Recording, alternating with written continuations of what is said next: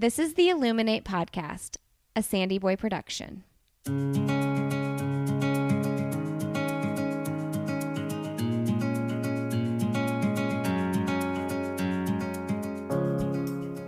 Each week on the Illuminate Podcast, the hosts will bring you insightful conversations and stories of people who are illuminating their own lives through their business, work, community, family, and world.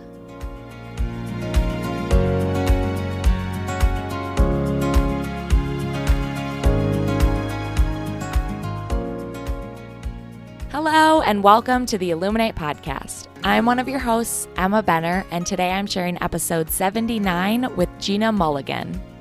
Gina is the founder of a nonprofit called Girls Love Male, an author, and a breast cancer survivor. Gina was working on writing a book of letters when she was diagnosed with breast cancer in 2009, and after her diagnosis, she began receiving letters from others, including many strangers, and realized the impact that handwritten letters can have on someone. This led her to start the nonprofit organization Girls Love Male, which collects handwritten letters of encouragement for women who are newly diagnosed with breast cancer. They are a fully volunteer-run organization that collects letters from anyone and then distributes them to cancer centers. It was so much fun to hear Gina talk about how she started Girls Love Male, and I love the positivity that she brings to the organization and hearing all about the impact that they're having on so many women that have been diagnosed with breast cancer. Before we get started with my conversation with Gina, I want to share about Finley's. Finley's is a company that was founded by two former special education teachers, and they make pet treats with just a few all-natural ingredients. And the best part is they give 50% of their profits to initiatives that provide employment training, accessibility, health and wellness, and advocacy platforms for people with disabilities. So when you purchase a bag of pet treats, you know that 50% of those profits are going back to the community. So head over to getfinleys.com, and if you find something that you love, you can use code ILLUMINATE20 to get 20% off your order. All right, let's get started with my conversation with Gina Mulligan.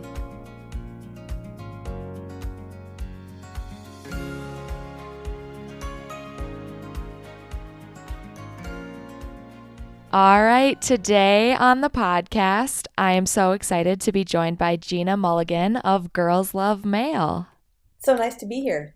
Yeah, going all the way back, I found the Girls Love Male organization when I was in high school, and I started writing letters all the way back then. And I really did it, honestly, I remember doing it a lot like the day before a race, just because it was a good way to just like be distracted doing something pretty simple. And maybe even like how I would explain it is like put my race anxieties and kind of all the pressure I was putting on that, put that into perspective, and just realize like what I was doing wasn't as big as I thought it was, and kind of calm my anxieties, and it was a little bit therapeutic as well. That's great. I hadn't heard that before. So that's a nice way to look at it before a race. I think people do want to find something tangible to do. Yeah, absolutely. So do you want to talk about what Girls Love Male is?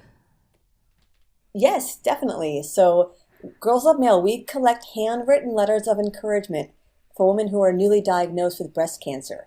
So I kind of say it's like letters to the troops, but in this case, the letters are going to our breast cancer warriors. And really anyone can write a letter, and we gather them up. We're based in Sacramento, well, Folsom, outside Sacramento. And we send them out through cancer centers across the country. So you yourself were diagnosed with breast cancer back in 2009, was it? Yes. And how did your cancer diagnosis really lead to starting Girls Love Male? Well, when I was diagnosed in 2009, I was working on a book. So I'm also a writer, and I was working on a book of letters, actually. So I was working on fictional letters. And I had been researching letters for about 5 years when I was diagnosed. And suddenly I was this patient, and I started getting mail. And it was kind of strange because I ended up getting about 200 letters from people I did not know. They were friends of friends. And so all this mail started coming in, and it was then that I realized the importance of a handwritten note. And here I had been researching letters, but it wasn't until I received them that I think we've forgotten in this age of text messaging and emailing how really healing it was to get something handwritten. And so it was that process, I think, and that conversion for me of receiving mail from people I did not know. I felt like family and friends kind of had to write to me, but strangers didn't, and so they meant that much more. And so once I got through treatment and I saw so many people that didn't have support, I think we all think that everyone has some kind of support system, when in fact people don't all have someone out there. So when I got done, I thought, I could write some letters to people. And so Girls Love Mail was really just kind of born out of that. And my friends and family just writing letters around our kitchen table. And fairly quickly it took off. We started around in August, and then October is Breast Cancer Awareness Month. And so that's when it really took off that first year in 2011. How did these people that wrote you the letter, all the letters that were strangers, how did they get your information or know about your diagnosis and know to write you a letter even? They were all friends of friends through my husband's church and kind of people I knew who heard about me. And to this day, there are some people I do not know how they found out about me, but they got my home address and they wrote to me. I still have this basket of cards, and I can read through them today. This is almost, it's 11 years, over almost 12 years. And I still don't know who they are. So I don't know. I kind of feel like it was meant to be. But they're wonderful and they're healing. And I love that the letters tell me that I was okay the way I was. They weren't sending diet plans or fixes. They were just telling me, you're going to be okay. Some had experience with cancer, some did not. But they were just words of kindness. And I think that's what was so healing. That really is, and it shows the power even a stranger has to make an impact on your life. So how long, if you don't mind talking about your cancer diagnosis a bit, how long were you in treatment? Well, that's the strange thing about my cancer. I was in treatment only about, 8 weeks, 10 weeks? It was really short. So I was diagnosed.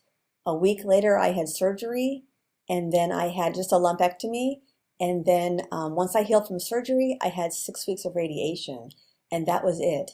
And partly that was because of what was new then. It's called an oncotype test. And it was new back in 2009, which revealed I did not need chemotherapy, which was obviously a wonderful test. And they still use it today. So for me, it was kind of this whirlwind. I didn't feel sick before. I found the cancer because of doing self-exams. So part of Girls Love Mail's message is to do your self-exam. And so it was kind of this, I felt fine. I had surgery, didn't feel so great, but it wasn't awful. I went through radiation, which was scary. And then all of a sudden I'm cancer-free and done, and what just happened? So for me, it took a lot longer to kind of settle into that, wait, I just had cancer. And it's taken me years later to really feel the ramifications of that. I think the first time was when I went to a new doctor and had to fill out paperwork, and they had all these forms of things you're checking boxes, yes and no to all the diseases. And I got to cancer and checked no, because I'm so used to that. I've been very healthy, thankfully, in my life, very fortunate. And I had to go back and change it. And so it was kind of a long process after the cancer, which is, I think, different for some people. But we do always tell everybody to please do your self-exams. I felt the lump. They marked it with a sensor, and they still, even though they could see the sensor in the mammogram, they could not see the lump, even though they knew exactly where it was.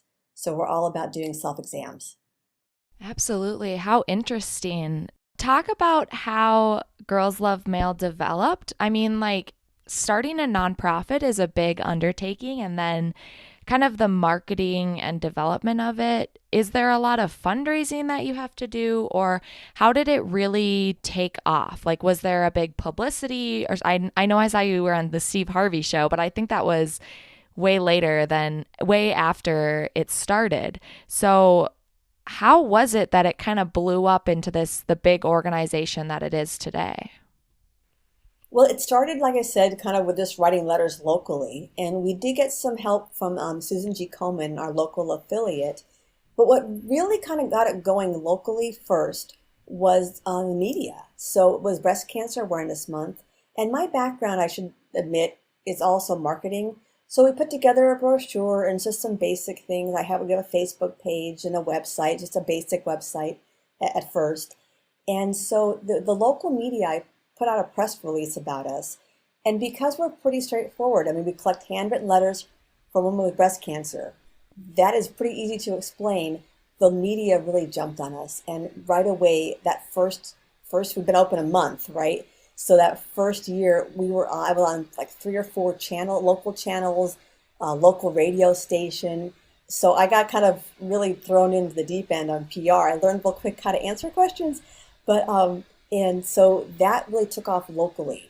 So that was that first year. By the next, and then every October it seems kind of be a resurge, right? So by the next year, we started sending out more press releases, and then more national media started picking us up, and then other local media all over across the country.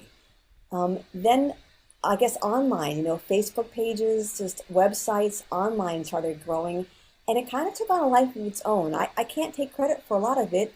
A lot of it was word of mouth, friends of friends, and then the cancer centers themselves. So we started calling cancer centers about taking letters, and we're a free program. And so the cancer centers wanted letters, and they started telling people and putting our brochures in their waiting areas for mammograms. And so it kind of became this little snowball of just kind of it generating itself. And as far as funding, we did get some small grants from Susan G. Komen. Local companies gave us money. We don't ask any of our letter writers for money. It's only been corporate donations. We did get money from the Steve Harvey Show, and that one came about from me just sending in. They have online, you can send in information, and I did, and they just called me right away, and they just picked us up. So it's just been kind of this random. We got money from Steve Harvey Show. It's kind of been just this random money kind of just shows up, and we're very small budget. We are all volunteers, including myself, so no one makes any salaries. All the money just goes to postage and envelope printing, and so we're pretty low budget. So it's just been kind of this snowball, and now we get letters from all over the world, and that's just because of social media. Facebook and internet. It has a wide reach, and so that's been really fun. In fact, on my desk right now is a package from Romania. It's first time ever, so that's been really cool. And actually, my family's from Romania, so that's a cool one for me. But it's just taken on a life of its own, really, and I love watching it. Well, I think what's really cool is most nonprofits, right? You have to when you want to make an impact on them, you care about their mission and everything. A lot of times you have to commit to volunteering or donating a pretty decent amount to make a big impact, right? There's always little things, one-off events that you can be involved in, and those are awesome. But what's really cool about yours is you can take 5 minutes a day and spend, the 49 cents, I don't even know how much postage is anymore, but however much the forever stamps are, to stick that on the letter and send it to you all at Girls Love Mail. So it's really cool because it can be just a small thing that you can do from your home. You can do 1 a day, you can do 50 a day, really whatever commitment you want to put into it. Exactly. I mean, that's been one of the big pluses. It is anytime you feel like it, there is no commitment. And we always say it's a one-to-one charity. So unlike other charities that are wonderful, but you're putting, let's say, money in that's communal and goes to a big pot, the difference is your one letter is going to go to one person. So that tangible piece of paper is going to go into the hands of one woman. And I think that does resonate with people. It does mean a lot. And one letter, that's all we ask for. We're not asking people to spend hours and hours. And there is, like you said, the cost of a stamp, which is now 50 cents. I know my postage really well. If I got this letter, I don't know why, but I got this letter saying, hey, do you want to work for the post office? And I thought, how do they find me? Because I know how to do postage so well now. We mail so much here. But so I think it really is just that tangible and very emotional attachment. And it is something that anyone can do. Our youngest letter writers were second graders. Our oldest is a woman in her 90s who's been writing for us from the beginning for 9 years now. And it's just, we have some very loyal followers. And like yourself, I mean, you've been following us for a long time. Yeah, how cool. You must be best friends with your local postal service. How I want to talk about this, that it's all volunteer run. That's incredible. And that you yourself are volunteer. How many volunteers do you work and how does all that work? Or how many volunteers do you have and how does all that work, I should say? So we have 15 amazing ladies who come in and help me, and I love them to death. And most of them have been with us from the beginning.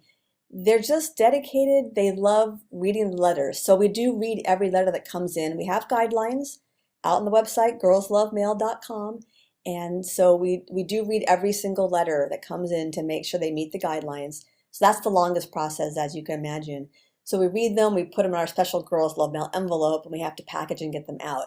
So my volunteers help with that, and they help do some events and things, but they are amazing, and I think they love it because it really is uplifting. I mean, reading these letters, if you have a bad day, we always say it's great to come in here because it's just, they're just so warm and loving and caring, and you feel better when you leave after you've read letters.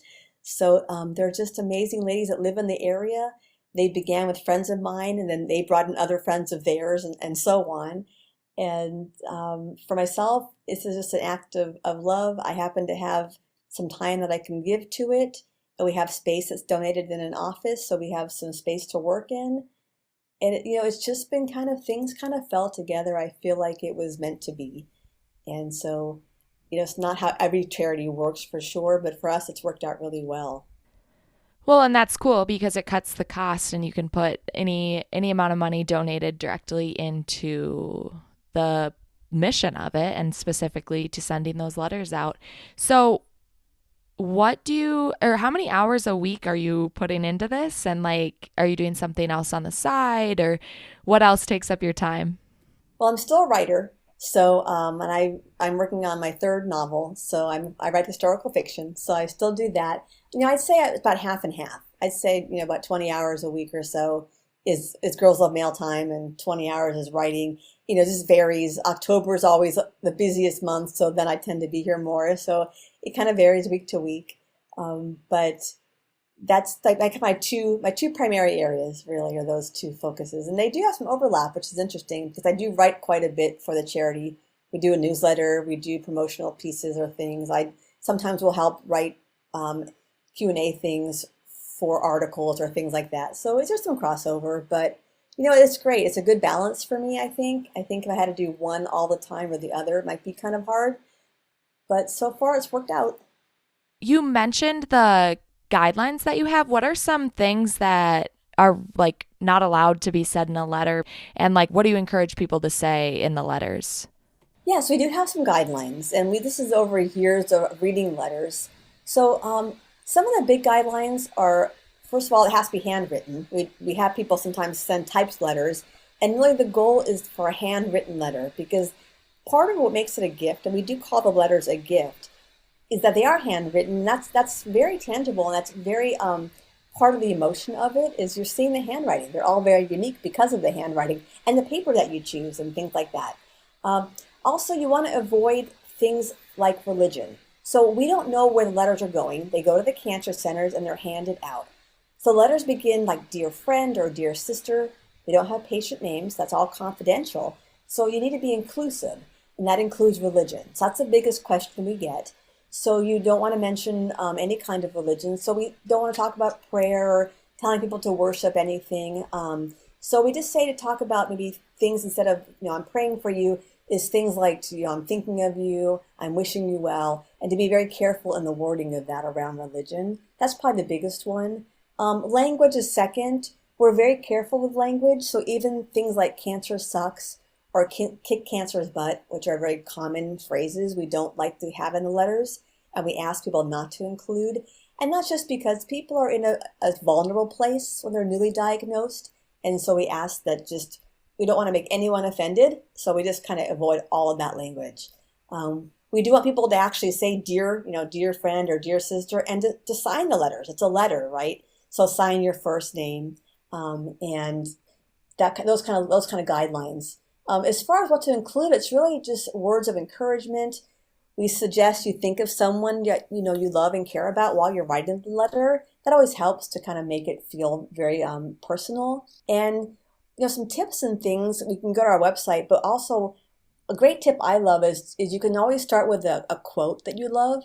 Now, a letter can't just be a quote. We get that sometimes. That's not a letter, really. But if you want to start with a quote that you love, then you could say, I'm writing this quote because, or this quote reminds me of you because, and that gives you a launching off point for your letter.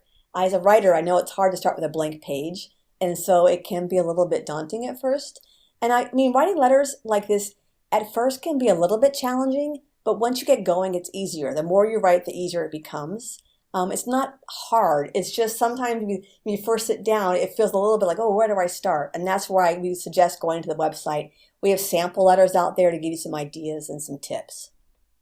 How often do you have to, in a batch of letters, how often do you have to get rid of one that maybe doesn't follow these guidelines? It doesn't happen too often. I'd say when it usually happens, it's usually people who have not seen our guidelines. And so we can usually tell because it's usually a whole batch of letters that, for example, all say kick cancer's butt or cancer sucks, or they're all using, they're all religious in some manner, or they didn't realize what the program was because they didn't go to the website. And we usually can tell. So if people have reviewed the website, it's very rare we have to do anything other than just make sure. And, once in a while, it's a judgment call sometimes, and that's where our letter readers really are very experienced. We have done, since the beginning, over 170,000 letters.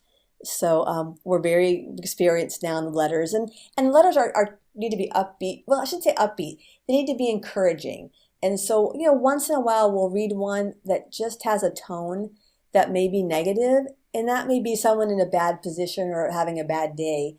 And that's just subjective, but it doesn't happen too often. And so we just say, if you go to our website and read the guidelines and look at the tips, we know you'll be fine.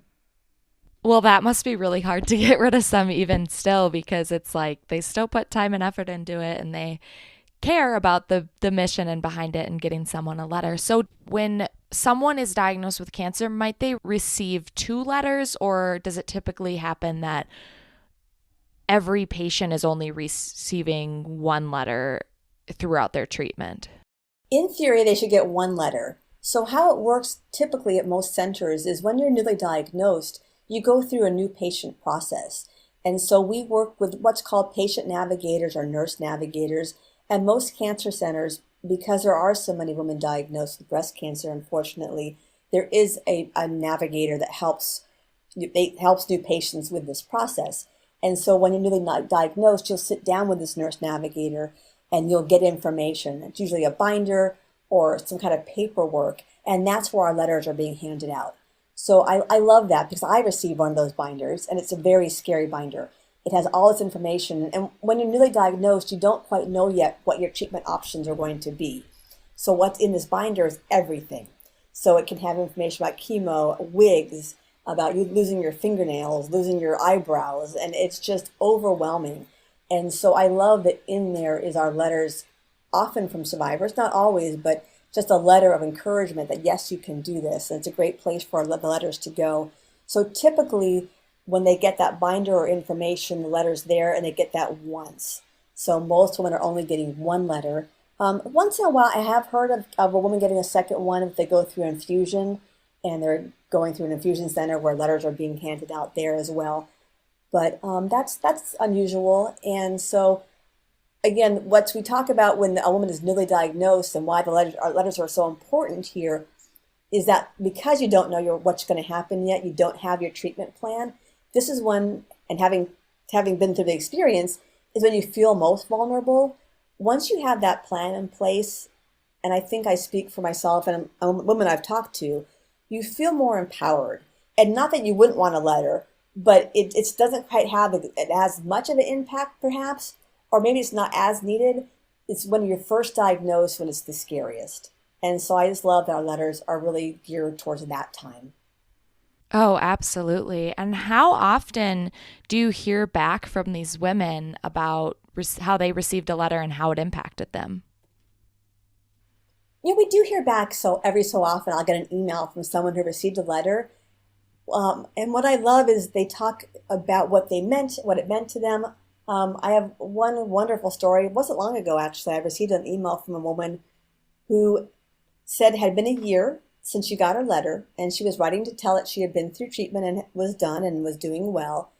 But she wanted to let us know what the letter meant because she had the letter on her nightstand and read it every night before bed for a year. She took it with her to every doctor's appointment and every treatment because it was the only support she had. It was the only letter she received. She had no family helping her through what she was going through. And that letter meant the world to her. And it was just such a profound email and response to that letter. So that was a wonderful one. Another one that kind of strikes me was a woman who got a letter, didn't open it right away, wasn't quite sure what it was kind of angry about the whole situation, which often women are when they first diagnosed. You're angry about what you're going through. She wanted to tell me that she had to let me know that she loves butterflies, that she has everything in her house is decorated with butterflies. So she finally opened this card, and she said it brought tears to her eyes because out of, at this time, about 80,000 letters, the card she received was covered in butterflies. And so I thought that was wonderful, and I just had the sense that the right card finds the right person.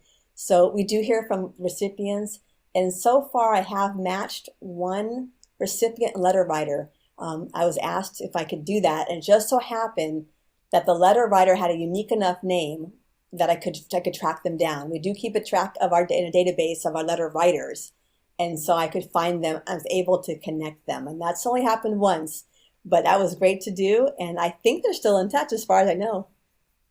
Oh, wow. And I'm really curious, going all the way back, how do you get into hospitals? I think you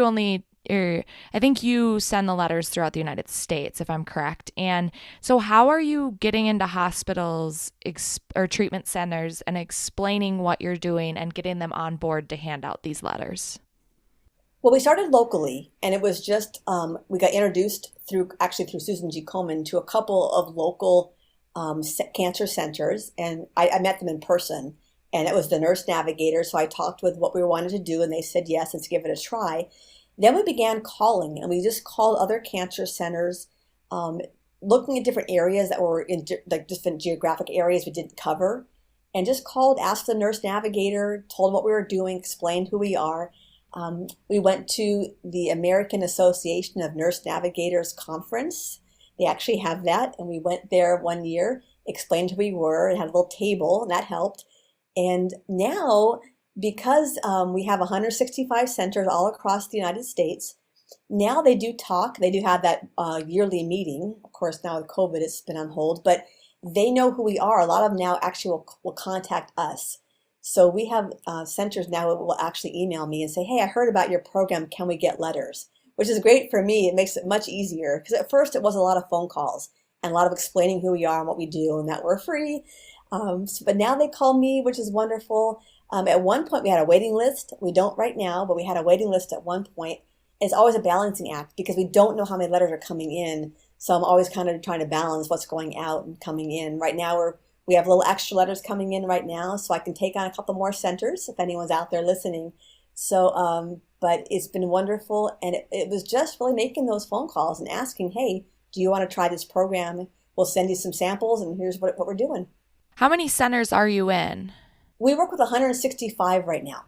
Oh, wow. That is incredible. And what are some of your goals going forward with the organization, and maybe how many letters you want, the amount of letters that you want to receive in a year, or how many centers you want to get in and things like that? Well, our goal this year was to reach 25,000 letters in the year. We're right now at 19,000. So we're close. I don't think we're going to quite make it, but we did pretty well considering COVID this year.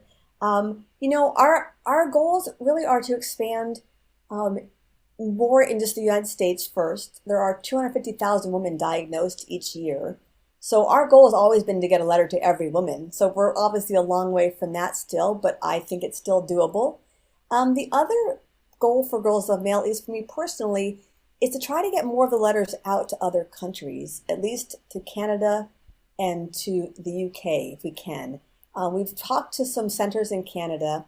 The health system is very different in Canada, and that's been one of the hurdles we're working with. But we get so many letters from other countries, especially Canada and the UK, and Australia actually for that matter, that it'd be nice to get some letters back to other countries. And we had lots of questions about that. So it'd be nice if we can get those back out. And we've been working on that for a while. It's just a challenge because of the healthcare systems and how to get the letters out. So those two pieces are the goals. But really, the biggest goal is just to get more letters in and out in any way that we really can, because it sounds like a lot of letters, the 25,000, but there's so many more women out there I know we can reach. The other way we're reaching women I need to make sure and mention is our book. And we do have a gift book called Dear Friends, Letter of Encouragement, Humor, and Love for Women with Breast Cancer. And so this book came out in 2017 as a way to reach other women who are not getting a letter. So it's a book of 100 letters that are put together. They're recreated. It's a beautiful book, a gift book. And they are real letters that we pulled out of what we collected so far that were very unique in some way. And so that's another way that we hope to expand that book and get that book out to more people as a way to reach women who maybe don't get a letter through their center. How did you choose the letters that went in the book?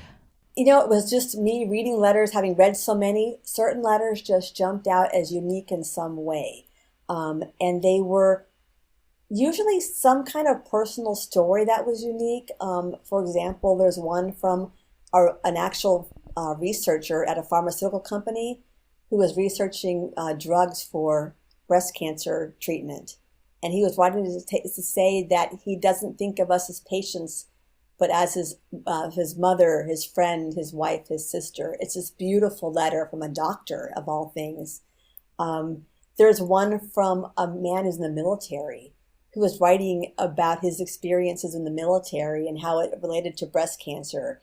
It was just things like that that were just so unique in some way that they just, after reading so many letters, they kind of jumped out. And so early on, I started seeing this content and I thought, wow, these are really amazing letters. I wonder if we could make a book. And because I have a background in writing, I think that also kind of was in my head. And so I just started saving them. And so in 2016, for 17, when the book came out, we started working with Chronicle Books. And it is a beautiful book. I was so pleased how well they worked on it. And they recreated the beautiful color. It's fully color. It's just, they recreated everything. And it's just a beautiful book.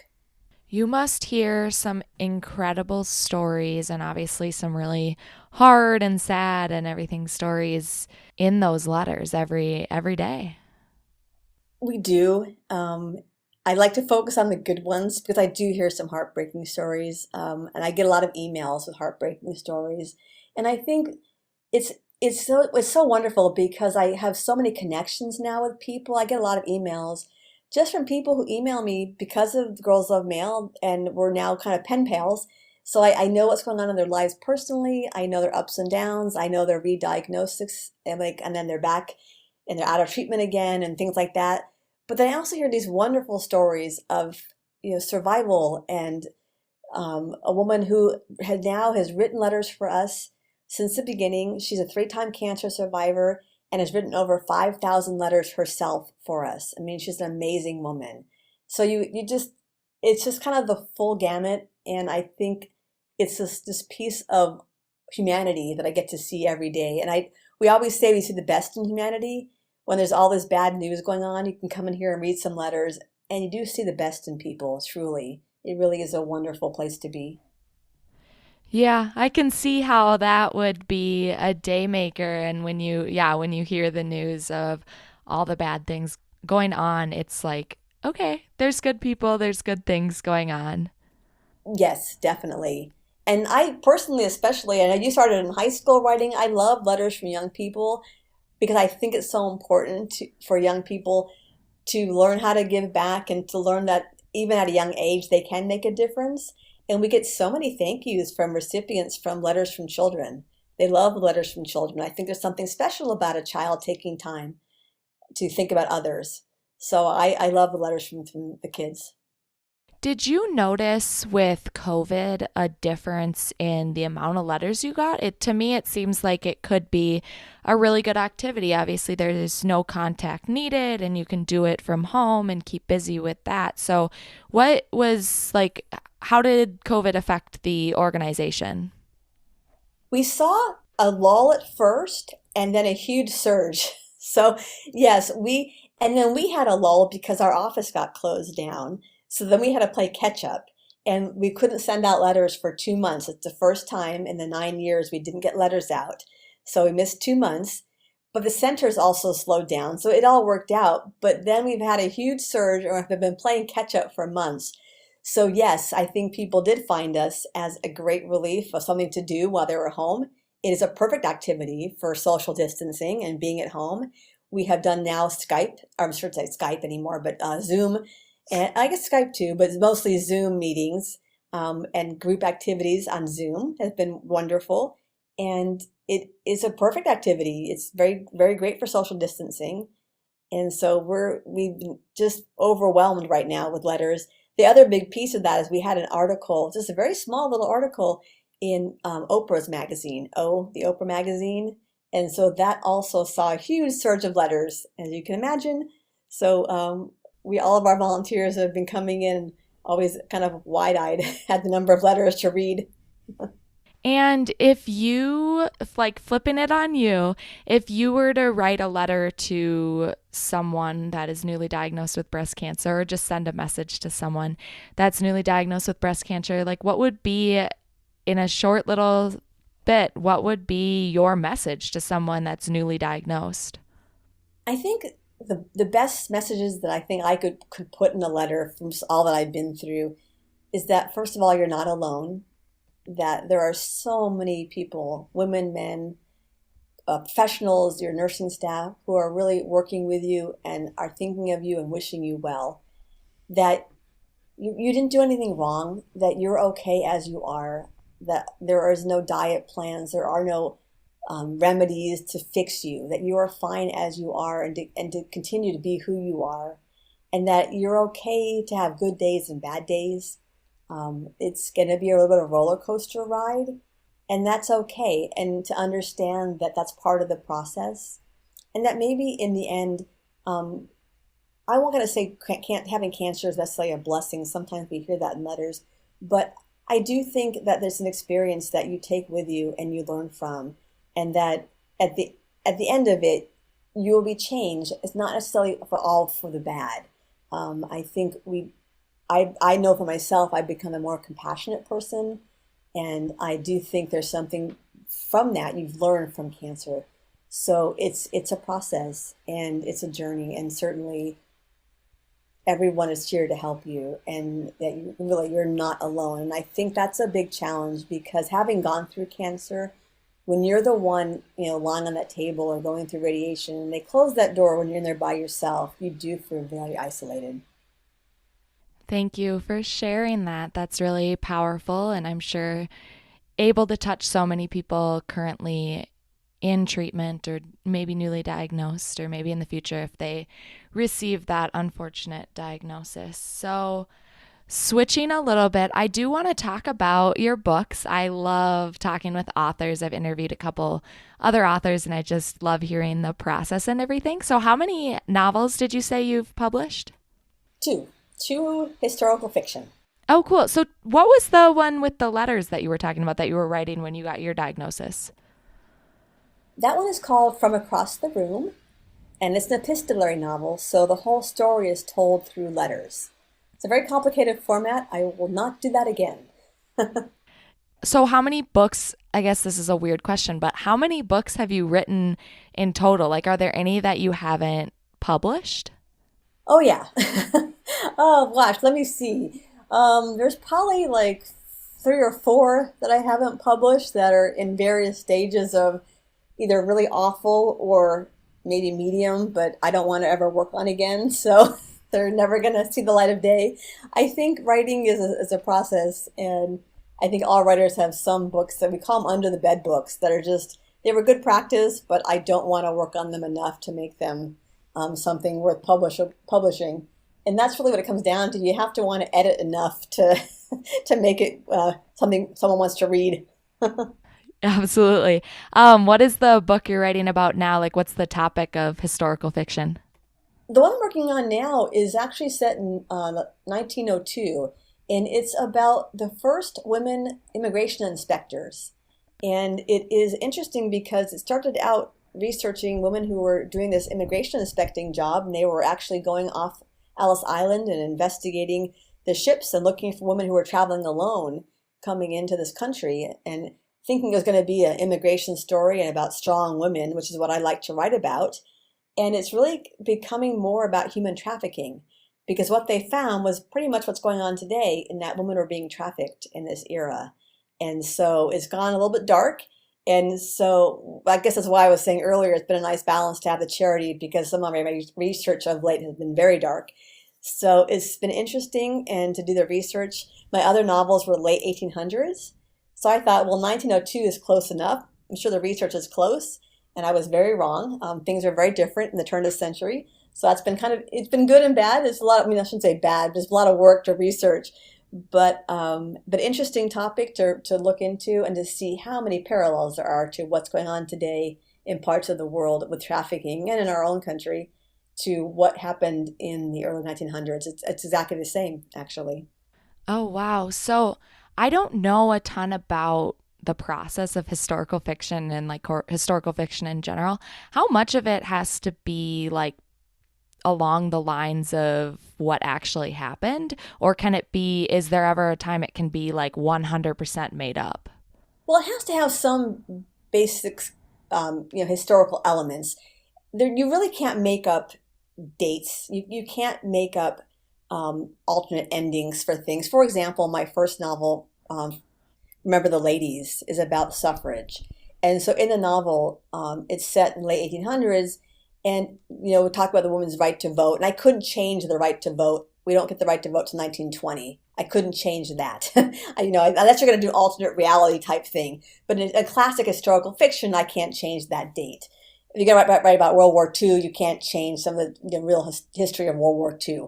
So some of that you really can't change. What you can write about, and what most good historical fiction does, is you can write to and create the fiction around the why.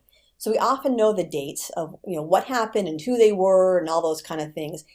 But why people did what they did, that is more vague. And that really can be what the fiction is really you're creating. And that's the characters' motivations and things. And that's where the fun part is anyway for most novels, is why these characters did that. And that's where fiction comes in. So a lot of historical fiction is based on real people. Mine is the same. It's based on these characters. And you can fictionalize what they did around that history and those dates. And then you can use real pieces like the inventions, maybe political figures of the time, some of the politics of the times can all be interwoven that is actually real. So is your publisher doing a lot of like fact checking, or are you doing a lot of the research, or how does that side of things work? Both. I have to do all the research and then they do all the fact checking. In fact, my publisher, when I had to turn everything in, they had a sheet of all of the things I researched and they wanted it all listed out. Anything I put in there, they wanted to know where I found it and all the research, they were going to check it. So I've learned to keep really good notes. So they do fact check, and it's kind of, you have to be really diligent on some things you say, and particularly anything you say negative about any location that's still in existence, because there are some places I use that are still around today. So you had to be real careful with that. I thought that was interesting. And have you ever gotten any like negative responses or backlash a little bit for maybe something that you've written about in your stories? I've had negative backlash, not about like places I've written, just in general. Everyone's got a comment about everything. And mostly I get good reviews, but someone's got some comment about something, but not about the history. Thankfully, so far, no one's had any comment about the history or the research or anything like that. It's just, like anything. People like Harry Potter too. So, people are people. Everyone's got an opinion, but nothing about the actual research, which is I feel really good about. Well, Gina, thank you so much for all you shared today. I really enjoyed hearing about Girls Love Mail and all the incredible things that you're doing. So for the end of podcast questions, what is the best or most recent book that you've read? That is such a hard question, because I like to say my best book.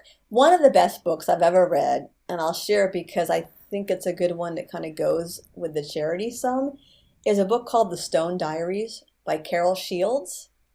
And it was out in the mid-90s. It was a Pulitzer-winning book, and it's just a lovely book it's a historical fiction, kind of a slice of life story. But it's about women and their kind of place in society. And it's just a beautiful book. And who or what is illuminating you right now? I have been really motivated. It's also book related, but there's a book called Human Kindness, and a man wrote it. It was Brad Aronson, and he is just an amazing guy. And the whole book is about acts of kindness in the world and how we can do more to be kind to each other. And he's just so inspiring. The book was so inspiring. It just so happens that Girls Love Mail is in the book, very briefly mentioned. And I'm not saying it because of that. I didn't know we're going to be in the book at all. He happened to just say, hey, I put you in the book. Here's a copy. But it wasn't that. The whole book is so inspiring. I'm so inspired by him and his whole movement. And so that right now has just been really on my mind. What an incredible honor that must be when you get mentioned in things, and the organization that you started and the impact that you're having on other people gets mentioned in something big. I was so honored, so surprised, first of all, but so honored. And again, and then I read his book and I'm just so inspired by him. I was like, oh my gosh, I'm just so honored that we're mentioned by this man. But yeah, it was an honor, and it's a great book. If anyone wants to read something that's uplifting in this time, I highly recommend Human Kindness by Brad Aronson. It really, gosh, it just made me smile the whole way through and tear up, and it's just a wonderful, wonderful stories in there. Absolutely. I have to check that out, add that to my reading list. And of course, we illuminated your organization and all that you're doing, but what is another organization that you would like to illuminate? Well, I have to mention one that my husband is involved in, and only because it's such a great model. He is involved in working with a choir. It's called RSVP, and it's called Reconciliation Singers Voices of Peace. And they are a local choir that does free concerts in support of other charities. So they do free concerts twice a year, and any money they raise, they just ask for donations at the concert. They bring in the charity at the concert to talk about what they are doing in the community, and all 100% of that money goes to the charity. And they have raised over about 10 years $100,000 for different charities locally. And it's such a wonderful model I wanted to share because I think any other organizations could do the same. They're supported by grant money and things, but I should say the concerts are amazing because they have about 18 to 20 singers that are mostly professional musicians. So they are an amazing choir. And so you go to this free concert, and I'm not expecting much, and they blow people away because they're amazing concerts. And they sing all kinds of music, and they're just great. And then you learn about a charity as well. And then all that money goes to the charity. So it's a great model, I think, for others to follow. Mm-hmm. Oh, wow. That's a really cool organization. Are they local to you, or do they do concerts throughout the United States? They are local to Sacramento area, but now with things being online more, they are starting to put more online, and they're going to have some things coming up. It's rsvpchoir.org. They're actually going to have a live event coming up here in December on the 18th. And so if people want to check them out, they can see them live. And I think they're going to try to do more things now with the internet because of COVID. They're learning that they can do more of these things online. But they did a PBS special. They were featured on PBS and things like that. So their goal really is to inspire other choirs or other organizations that could follow this model to take it on, to put on free events to support other local charities. So, Gina, what is your one message to send to the world? I think my biggest message is to let people know that you can make a difference with a small act of kindness. I think we think about being helpful or kind in the world, and we think about, I can't do this or that because it's too big. And that really isn't what makes a change in the world. I think changing in the world is small acts. It's the one act. I think if we all did one act and helped one person, we would change the world. I mean, think about that. If every person did one thing and helped one person, that would do it.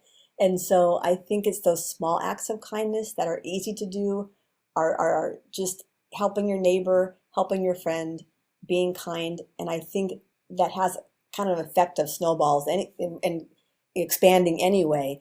But instead of getting overwhelmed by thinking, oh, things are too big and I can't start a charity, you don't have to start a charity. You can do one nice thing for someone, and that'll do it. I think that is what will change the world, is just the small acts of kindness.